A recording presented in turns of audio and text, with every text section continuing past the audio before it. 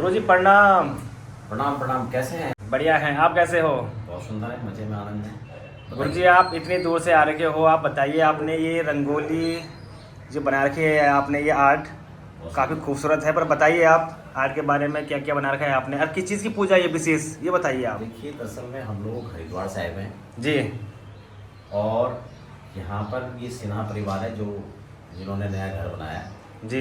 और इन्होंने गृह प्रवेश का आयोजन रखा हुआ है जी। तो आप भी देख रहे हैं सारे ब्राह्मण हरिद्वार से आए हुए हैं, तो यहाँ पर गृह प्रवेश पूजा है। जी। गृह प्रवेश में होता क्या है, नॉर्मली लोग समझते हैं कि एक छोटा सामान कर दिया, छोटी सी पूजा कर दी और हम लोगों ने गृह प्रवेश कर दिया। जी। बहुत सारे उसमें नियम विधियाँ फॉलो की जाती हैं। जी। लेकिन गृह प्रवेश में होना क्या चाहिए, किस प्रकार से गृह प्रवेश होना चाहिए, जी, वो ये खास विधियां, जैसे कि आपने पहले प्रश्न भी किया कि आप हरिद्वार से इतने दूर आए तो क्या खास है। क्या खास है? खास इसमें ये है कि जो एक वैदिक पद्धति है, वैदिक विधि है, हम उसके अनुसार यहाँ पर पूजा करने वाले हैं। जी। बहुत विशेष बात मैं आपको बता दूं, आपने एक शब्द और प्रयोग किया बीच में, रंगोली। जी। आप इसको देखेंगे, रंगोलियां आपकी दृष्टि में सामान्यतः हो सकता है, लेकिन ये कोई रंगोली नहीं है। आप इसको क्रम से देखिए और बहुत अच्छी बात है आप इसको दिखा भी रहे हैं, तो मैं चाहूँगा कि मेरा भी यूट्यूब चैनल है, मैं उस पर भी इसको दिखाऊं और आप भी अपने ऑडियंस को इसको दिखाना।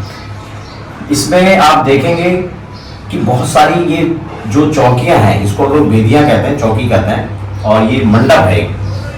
यानी आप इसको इस तरह से समझ सकते हैं कि हम किसी के आने के लिए जो एक सुव्यवस्थित, एक सुनियोजित तरीके से हम उसके अरेंजमेंट करते हैं उसके स्वागत के लिए, तो वो यहाँ पर सब हम व्यवस्था बना रहे हैं। जैसे कि हम छोटा सा फंक्शन करते हैं तो हम अपने गेस्टों को बुलाते हैं, उनके बैठने की व्यवस्था है, उनके लिए अरेंजमेंट हम लोग करते हैं। तो ठीक इसी प्रकार से हम ब्रह्मांड की अनंत शक्तियों को यहाँ इन्वाइट करने वाले हैं। जो कुछ अदृश्य शक्ति हैं, जो परमात्मा के रूप में जिसको लोग जानते हैं, अनेक अनेक नामों से पुकारते हैं, हमारे अनेक अनेक प्रकार के देवताओं का वर्णन है।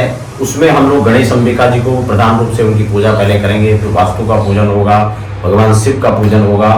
उसके अलावा आप अलग अलग वेदियां देख रहे हैं, ये भगवान शिव का स्थान है, क्योंकि गृह प्रवेश में वास्तु अधिष्ठात्री देव भगवान शिव है, इसलिए उनका पूजन अभिषेक ये सब कार्यक्रम संपन्न होगा। और क्रमशः मैं आपको बताऊं तो सबसे पहले हम जो ये पंचांग पीठ हम इसको कहते हैं, इसमें गणेश अंबिका का पूजन होगा, ओमकार का पूजन होगा, फिर महालक्ष्मी का पूजन है, सप्तघृतिका मातृका का पूजन है, षोडश मातृकाएं हैं, चतुष्षष्ठ योगिनियां हैं, ये तमाम पूजा हम इसमें करते हैं। इसके साथ ही साथ वरुण पूजन हम करेंगे, वरुण पूजन करेंगे, और उसके बाद हम लोग फिर जो है ये वास्तु का पूजन है, नवग्रह मंडल पूजन है, तो नवग्रह मंडल पूजन है, ये सारे इसमें हम लोग पूजा करने वाले हैं। इसके बाद हम लोग कल यहाँ पे आ चुके थे, इसमें शुद्धि का हवन हुआ, वेद मंत्रों के द्वारा घर के पूरे वातावरण को परिवर्तित किया गया, क्योंकि आज का जो समय है ये अत्याधुनिक युग को हम लोग कहीं ना कहीं जो किसी चीज को एनर्जेटिक करना हो गया या फिर नेगेटिव ऊर्जा को हम रिमूव करते हैं, ये सारी चीजें फिलहाल इनको नापने के लिए हमारे पास यंत्र भी उपलब्ध है। हालांकि पूर्व काल में हम देखें तो इसको लोग अंधविश्वास के तौर पे कहते थे, यह एक परंपरा जिसको हम लोग ढो रहे थे, हम इस रूप में इसको समझते थे, लेकिन आज ऐसा नहीं है। आज हमारे पास एनर्जी को नापने के यंत्र भी हमारे पास में उपलब्ध है, और अब जो चीजें हमारे सामने फिलहाल वर्तमान के अंदर है, आप पूर्व सरकार कह लो, या तो इस पे ध्यान नहीं दिया गया या इस चीज को शायद प्रोत्साहन नहीं किया गया, ये एक सुनियोजित तरीके से एक षड्यंत्र के तहत इसको समाप्त करने का एक लगातार कुत्सित प्रयास किया जा रहा है। लेकिन वर्तमान में जो सरकारें अभी हैं, अब वो किस रूप में, मैं किसी राजनीतिक पार्टी से कोई मेरा ताल्लुकात नहीं है, लेकिन फिर भी जो अध्यात्म और संस्कृति की तरफ खासकर भारतवर्ष का नहीं अपितु तो पूरे विश्व का जो रुझान बना है, इससे निश्चित ये तो हमें मानना पड़ेगा, स्वीकार करना होगा कि वो लोग कहीं ना कहीं अध्यात्म से जुड़े हैं। और भले क्यों नहीं, हमारी विरासत में हमें ये मिली है, हमारे पूर्वजों ने इसका निर्वहन किया, तो हम लोग किसी संवाद सिर्फ हैं, तो बहुत अच्छी बात है। आज आप भी आए हैं और ये सिन्हा परिवार, हम लोग पटना इतना दूर आए हैं, और सिर्फ पटना नहीं, ये तो हमारे पास है बिल्कुल। देश विदेश की जो हमारी यात्राएं होती हैं, पूरे भारतवर्ष में अनेक अनेक शहरों में हमारे विद्वान जाते हैं, जो वेद संपन्न विद्वान है, जो एक तरफ से कहते हैं डिग्री होल्डर ब्राह्मण है, क्योंकि ब्राह्मणों की भी अलग अलग कैटेगरीज होती हैं, तो उसमें सिर्फ धोती कुर्ता पहनना ब्राह्मण नहीं है, या बड़ा टिक्का लगाना या कोई मालाएं पहन लेना, ये मात्र जो है बेस में कुछ नहीं है। बेस में क्या रखा है, जिनके ऊंचे ख्याल हैं, दीन तो बाहर से है, अंदर से मालूम है। तो कई बार ये होता है कि वेश में हम लोग न जाएं, वेशभूषा एक अलग विषय है, लेकिन जो वेद संपन्न ब्राह्मण है, जिनके आचार व्यवहार में ये सब चीज़ें हैं, और आजकल तो बड़ा दुखद होता है, इधर तो शहरों में जाते हैं लोग, ब्राह्मण भी सिखा नहीं रखते हैं, सूत्र नहीं धारण करते हैं, सिंधुपासना कर्म जो है नित्य जो है खत्म होता चला गया है, जो दैनिक होम आदि पद्धतियाँ थी वो भी धीरे धीरे खत्म हो गई हैं। खैर विषय आज वो नहीं है, आपका प्रश्न रंगोलियाँ था, तो मैं रंगोली पे आपको एक चीज़ समझा दूँ। ये रंगोली नहीं है, आप उसको क्रम से अगर बहुत ध्यान से देखेंगे तो ये 81 यानी 81 पद का वास्तु है। हमारे यहाँ वास्तु का अनेक जो भेद हैं, उसमें जिस समय हम गृह पूजन निर्माण करते हैं उस समय वास्तु का पूजन होता है, जिस समय यज्ञ करते हैं उस समय वास्तु का पूजन होता है। तो अनेक अनेक अवसरों पर जो है ये पूजाएं संपादित की जाती हैं। लेकिन गृह प्रवेश में जिस वास्तु का हम पूजन करते हैं वो 81 खंड का होता है। आप उसको बहुत गौर से देखेंगे तो उसमें अलग अलग रंग भरे हुए हैं। अब ये नहीं है कि ये अलग अलग रंग भरे हुए हैं तो ये अलग अलग हमने अपने स्वेच्छा से भर दिए, ऐसा नहीं है। वो जो देवता वहां पर बैठा हुआ है उसका प्रमाण है, उसकी एक निश्चित एक दूरी भाव से होगी, एक निश्चित रंग उसका होगा, एक निश्चित स्वरूप होगा, तो उसी प्रकार से हम उसको रखते हैं, उसकी पूजा करते हैं। फिर ये पुंज परंपरा है, इसमें क्या होता है कि अक्षत के ऊपर हम लोग एक आसन देते हैं। जैसे कि मान लो एक उदाहरण के तौर पर एक विधायक आपके यहाँ आता है तो आप उसके लिए एक बड़ा सा सोफा रखते हैं। कोई एक सामान्य व्यक्ति आता है तो आप उसको एक प्लास्टिक की कुर्सी भी दे देते हैं। तो एक उस प्रकार से उसकी व्यवस्था है उसके पद और कद के हिसाब से। तो यहाँ पर जो अखंड अनंत कोटि शक्ति संपन्न जो हमारे प्रभु आएंगे, उनके साथ उनकी परिकर आएगा, तो उनके लिए व्यवस्था है, तो उनको अलग अलग हम आसन प्रदान करते हैं। तो इसको आप आसन के रूप में देख सकते हैं। और अक्षत पुंज के ऊपर हम देवताओं को, जैसे आप सुपारी में देख रहे हैं, तो वो मूर्तियां हैं, तो मूर्ति के रूप में हम उनकी प्रतिष्ठा करते हैं, पूजन करते हैं, और वो तमाम चीजें हम यहाँ पर करेंगे। आपको आप देखेंगे पूजा में बैठ करके तो आपको बड़ा अच्छा लगेगा। नवग्रह की बात आती है, कई लोग कहते हैं मैं तो स्वीकार ही नहीं करता, नवग्रह होते हैं नहीं। देखो, किसी के स्वीकार करने मात्र से या अस्वीकार करने मात्र से किसी सत्ता का लोभ होना या प्रकट होना, ये उसके निजी निर्णय पर ये आधारित नहीं है। वो क्या सोचता है विषय ये नहीं है, क्या है विषय तो ये है। तो क्या अभी तो नवग्रह, अभी तो हम सूरज और चांद पर पहुंच गए, तो आज हम वहां पहुंच चुके हैं। और फिर सूर्य की सत्ता को कौन झुठला सकता है? इसमें कोई धर्म नहीं है, कोई जाति नहीं है, किसी प्रकार का देश या किसी क्षेत्र का कोई इसमें ये नहीं कि नहीं सूर्य को अमेरिका वाले मानेंगे या नहीं मानेंगे। तो भारत वालों की परंपरा है सूर्य के, तो आप सूर्य अर्घ मत दो, लेकिन सूर्य को थैंक्स तो आपको कहना ही पड़ेगा, पूरे विश्व को कहना पड़ेगा। क्योंकि जब सूर्य उदित होंगे तभी आपके जीवन में एक नया सवेरा आएगा, तभी आपके जीवन में एक नए दिन का संचार होगा, नई ऊर्जा का संचार होगा। तो इसलिए हम इनको झुठला नहीं सकते, हम इसको अस्वीकार नहीं कर सकते।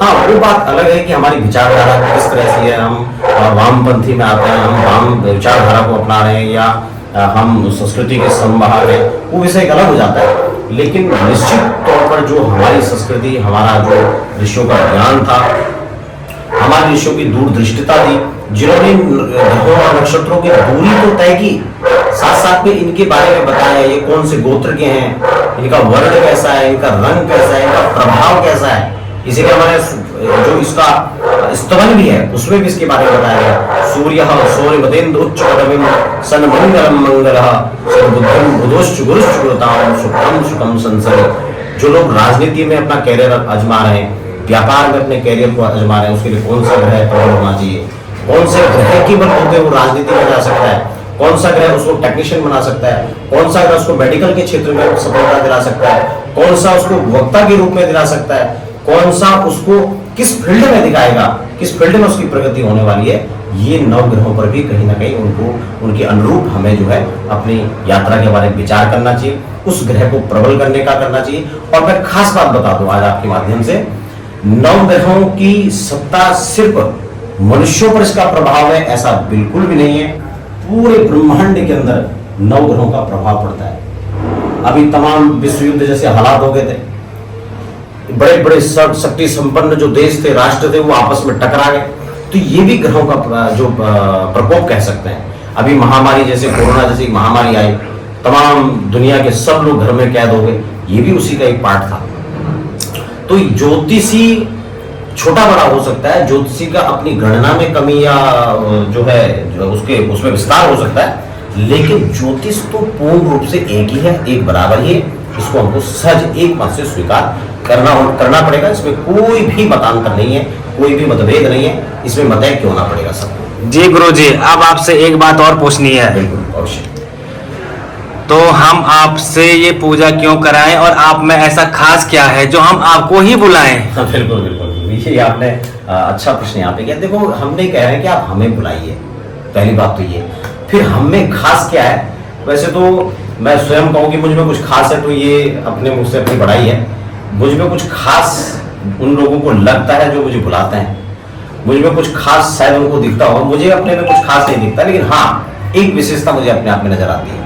वो ये विशेषता है कि मुझे परमात्मा ने विशेष कर्म के लिए चुना है और एक विशेष क्षेत्र में, विशेष देवभूमि में मेरा जन्म हुआ है और उच्च कुल ब्राह्मण कुल में जन्म हुआ है। श्रेष्ठ भारद्वाज गोत्रीय कुल परंपरा से हम लोग आते हैं। उसमें खास बात यह है कि मेरा जन्म जहां हुआ है वो बड़ा नहीं है, मेरी कर्मस्थली क्या रही है। देवभूमि ऋषियों की तपस्थली में जन्म होना, उसके बाद हरिद्वार जैसे माँ गंगा के तट पर आकर के, क्योंकि गंगा ज्ञानदायिनी है, यमुना भक्तिदायिनी है, तो इस भक्ति और ज्ञान के बीच में जो मेरा पालन पोषण हुआ और खासकर हमारे गुरुओं का जो ज्ञान हमें मिला, उनका आशीर्वाद जो हमें प्राप्त हुआ, वो हमें कुछ अपने आप में स्पेशल बनाता है, खास बनाता है, ऐसा मुझे लगता है। अब एक्चुअल में क्या है वो तो आप सब लोग डिसाइड करेंगे, लेकिन ये मुझ में विशेषता है। और एक बड़ी विशेषता इससे भी ऊपर हट करके जो मुझे लगता है, जो इसमें खास बात ये कि कोई भी कर्म है, अगर आप एक सफाई वर्कर भी अपने घर में रखते हैं तो वो मैं देखता हूँ कि बड़े आसानी से टाइम पास करके वो चला जाता है। एक वर्कर वो होता है आपके पास में, लेकिन एक आपका वर्कर होता है जो बहुत निष्ठा के साथ काम करता है। तो मुझे लगता है कि मेरे परमात्मा की प्रति निष्ठा है, मेरा जो भाव है, मुझे लगता है कुछ स्पेशल है। मुझे अपने आप में ऐसा लगता है कि मैं उसमें तन्मय होकर, उसमें डूब करके काम कर रहा हूँ। और फिर एक लंबे अरसे से, मुझे लगभग 25 साल इस क्षेत्र में हो गए काम करते हुए, तो उसका भी एक अनुभव होता है। और खास बात जो मैंने कहा कि गुरुओं का आशीर्वाद और प्रभु कृपा, ये विशेष है। और उसके अलावा जो मैं कर्म करता हूँ, मेरी निष्ठा के साथ करता हूँ, तो शायद मुझे लगता है लोगों को यही बात पसंद आती होगी, और तो कोई विशेष नहीं है। तो गुरुजी, एक और प्रश्न है मेरा। गुरुजी, अब मैंने नया घर बना लिया है, तो मैं इस समय वास्तु पूजा करवा रहा हूँ, तो मुझे पूजा करवानी चाहिए या नहीं करवानी चाहिए? काफ़ी सारे लोग कहते हैं कि पूजा करवा के कुछ नहीं होता है, आपने तो मकान बना लिया है, अपनी मेहनत से बनाया है, पूजा करा के कुछ लाभ नहीं मिलेगा आपको। तो आप क्या कहना चाहते हो उसमें? देखिए, ये आपका स्वतंत्र विचार हो सकता है, स्वतंत्र इसमें निर्णय हो सकता है, इसमें मैं कुछ विशेष आपको नहीं कहूँगा। लेकिन हाँ, जो नियम है शायद उसे तो हमें फॉलो करना चाहिए। और आपने देखा होगा बहुत लोग बहुत पैसे लगा के बड़े बड़े घर बना लेते हैं। ये मैं नहीं कह रहा हूँ कि मैंने देखा, आपने भी देखा होगा, उस घर का ही सुख नहीं भोग पाते हैं, वहाँ लोगों की मृत्यु हो जाती है। उस घर में जाने के बाद डाउनफॉल हो जाता है, वो फाइनेंशियली उनकी स्थिति खराब हो जाती है, आगे एजुकेशन में बच्चों को दिक्कत आती है, तो बहुत सारी चीज़ होती है, मैरिज लाइफ डिस्टर्ब हो जाती है। वास्तु के कारण तमाम प्रकार की दिक्कतें। आजकल वास्तु क्या है? वास्तु का आजकल लोगों ने मतलब ही भिन्न समझ लिया। लोग कहते हैं वास्तु का मतलब इधर लाल कर दो, इधर पीला कर दो, यहाँ लटका दो, यहाँ चिपका दो। भाई, इससे कुछ नहीं होगा। मैं हमेशा ये कहता हूँ, ये आपको डीप उतरना पड़ेगा इसमें। जो मूल है आपको उसको प्राप्त करना होगा, क्योंकि मूल कट चुका होगा तो फूल नहीं लगेगा।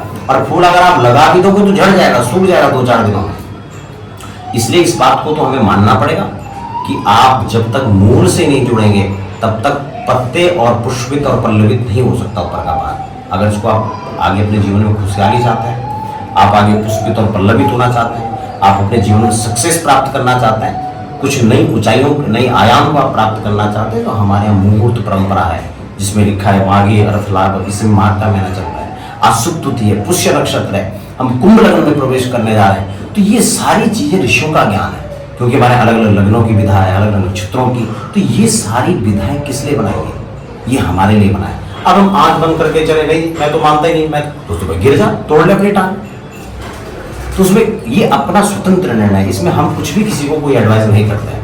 ये तो आपको सोचना होगा कि आप अपने हित के लिए क्या कर रहे हैं। आप जिस पेड़ पर बैठे हैं उसकी जड़ को काट रहे हैं, आप जिस तने पर बैठ रहे हैं उसको कटवा रहे हैं, उसको आप उसको सिंचित कर रहे हैं। ये निर्णय हर व्यक्ति का स्वतंत्र होता है। तो इसमें मुझे लगता है सब समझदार है, तो उसमें तो मैं कुछ विशेष कह नहीं सकता। अच्छा, और नए घर में वास्तु पूजा कराने से लाभ? लाभ ही लाभ है, इसके कोई एक पक्षीय लाभ नहीं है कि मैं आपको कहूँ एक लाभ है। घर बनाने से लेकर के और घर के उद्घाटन तक बहुत सारे नियम, बहुत सारी विधियां होती हैं, तो मुझे लगता है वो हम लोग फॉलो नहीं कर पाते। लेकिन अगर उस समय, क्योंकि जिस समय हम चौखट रखते हैं उसका भी मुहूर्त है, जिस समय हम नींव खुदते हैं उसका भी मुहूर्त है, और जिस समय हम नींव कहाँ पूजन करें उसका भी मुहूर्त है। लोग सोचते हैं ईशान में कर दो, नहीं, जिस समय सूर्य प्रत्येक राशि में संचरण करते हैं उसके अनुसार अलग अलग दिशाओं में पूजन का विधान होता है। अब कौन किसको समझाए? धरती सुप्त नहीं होनी चाहिए, भौम नहीं होना चाहिए, रिक्ता नहीं होना चाहिए, तो जल लग्न नहीं होना चाहिए। तो अगर हमने इसमें किया तो बहुत सारी दिक्कतें आती हैं।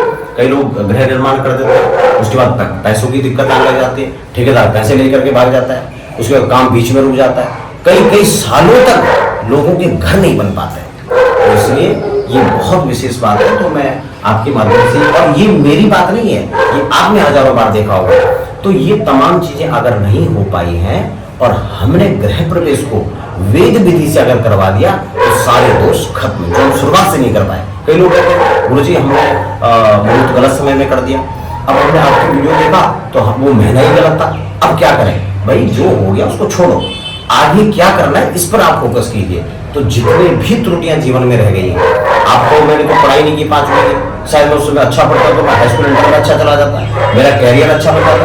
भाई जो छूट चुका है उसको छोड़ो, जब जागो तब सवेरा, इस पर फोकस करो, अब ये होना चाहिए। तो गुरुजी आपका बहुत बहुत धन्यवाद, आपने बहुत अच्छे से हमें समझाया, तो आपको प्रणाम।